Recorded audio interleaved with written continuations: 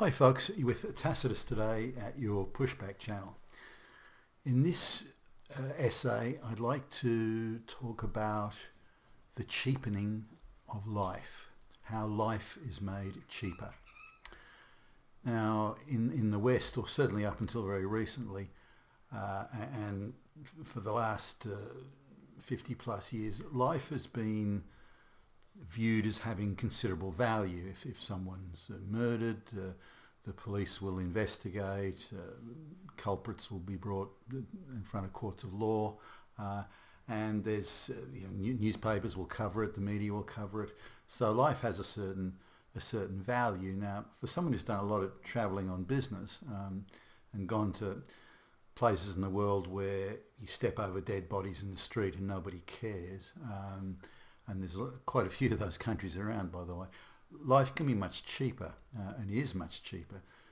If people in a certain class or area or something die, no one cares. People barely even notice. I was stunned the first time I saw a dead body in the street and people just walking over it. And they didn't even miss a beat. They were just chatting away as if they'd stepped over a dog turd or something. It was crazy, and they noticed that I was visibly shaken by it the first time I saw it, and they just brushed it off. No, that's an everyday occurrence here, multiple times a day. We don't even think about it anymore, and that sort of drove home to me how it's possible to have a cheapening of life to the point where life is so cheap that it's irrelevant. It has no meaning almost. So. And that was a contrast. And in the wealthier countries, life has more value. In the poorer countries, life has less value. Now, in the wealthier countries, as I mentioned, there are courts of law, police to investigate things like murder, people to do autopsies to look at the cause of death, and these sorts of things. There's quite a substantial health industry, and there's hospitals and doctors and so on. So people's life has value in a wealthy country, or more value in a wealthy country does in a poor country. Poor countries can't afford the same level of infrastructure that places a value upon life, and consequently life is valued to a lesser extent. Similarly, in times of, say, times of war, civil war, times of great tumult, situations where, for example, let's take Russia in the 1930s. Now, that was a time when millions of people were being murdered or starved to death, and so on. And we look back now and think we're aghast by that, and it certainly was a very unpleasant chapter in history. But at the time, the Russian nation and the republics and places around it had really been in a state of war since 1914. When the war ended for Russia, at least in 1917, they pretty much went straight away into civil war and various other wars.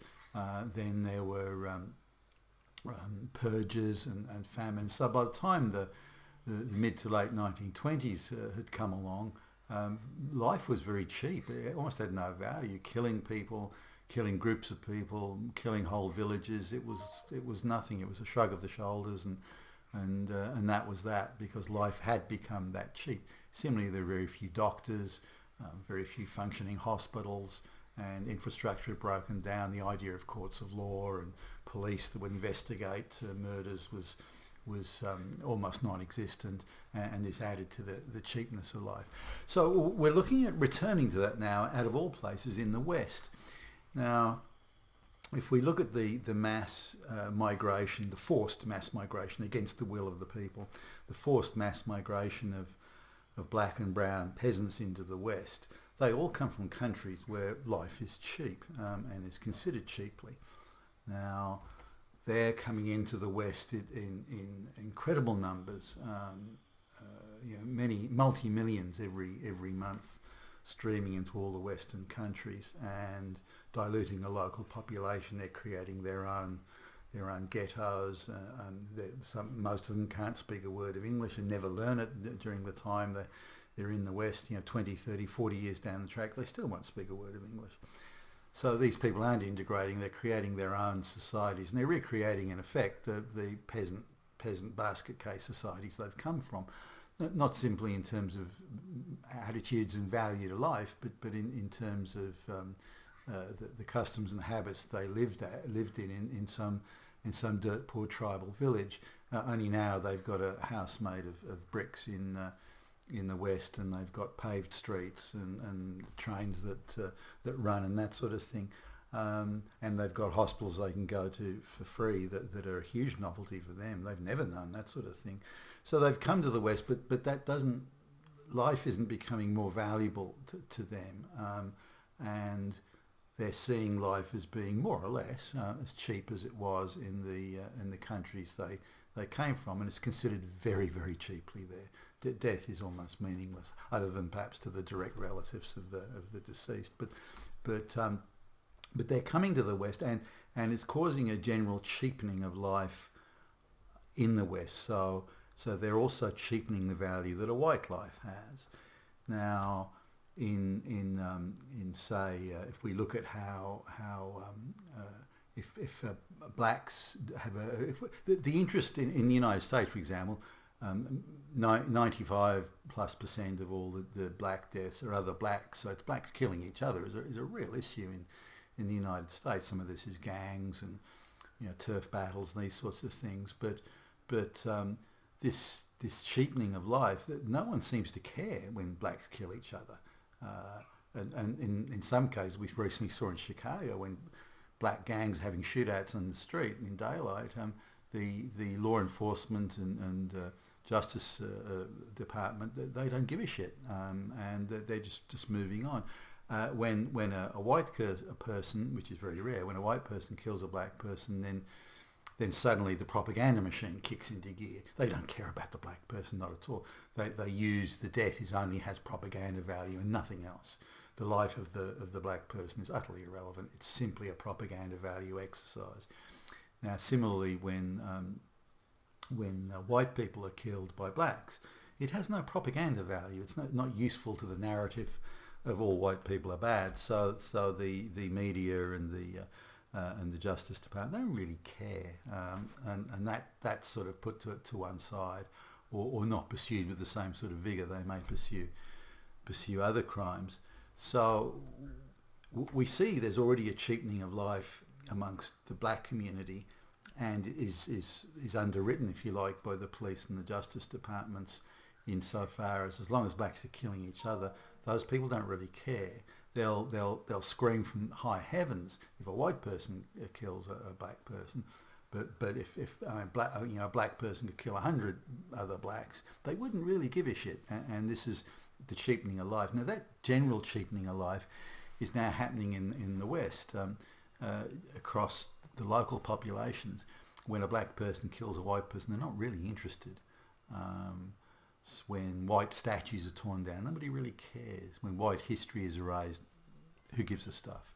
And it goes on and on. And with that, the cheapening of life of white people. So the white populations of the world aren't really used to that, or certainly not for the last 70 odd years. So we've been taught to value life as having value, and if there's a murder or something like that it's a major issue that should be pursued by law enforcement and by the Justice Department, and autopsy should be done to determine causes, and so on. That's no longer the case. That infrastructure itself is falling to pieces is being under-resourced and underfunded. Only political propaganda deaths are of any value now to the globalist state. White people don't exist anymore. Now, when we lose the vote, we lose the rule of law, we lose due legal process, we lose our voice in the media and in the public discourse, then by extension our lives and our concerns have become cheaper. And we're now heading at a rate of knots where white lives will have also no value. If you're not a part of the elite, then you don't exist. And I'll just to sort of use a movie example here of a popular movie in the Godfather Part 2. in order to corrupt and subvert a senator in the United States. He's visiting a brothel. They decide to just casually murder the hooker he was seeing, and then the character Tom Hagen said, she's got no relatives, no one cares, no one knows. It's as if she never existed, and have a look at that sort of segment of The Godfather Part 2. It's heading, I would argue it's close to being there now, where white people are being, they're only useful for any propaganda or power play or globalist power play value. Other than that, white people are quickly becoming irrelevant to the globalists, even an obstacle. They're just getting in the way. And with things that get in the way, when you control the courts, when you control the body politic, when you control the media, you can do anything you want to anybody, and really no one's going to hold you to account. And the globalists and their flunkies in the justice departments and so on, the FBI, they're already at that point, and they can do what they want, and they're not going to be accountable, and they know it. And that's caused, and is causing, and will cause further cheapening of life, white lives in the West, and it's a real problem. Let's see what we can do about it. You've been with Tacitus today, your Pushback channel, and thank you for listening.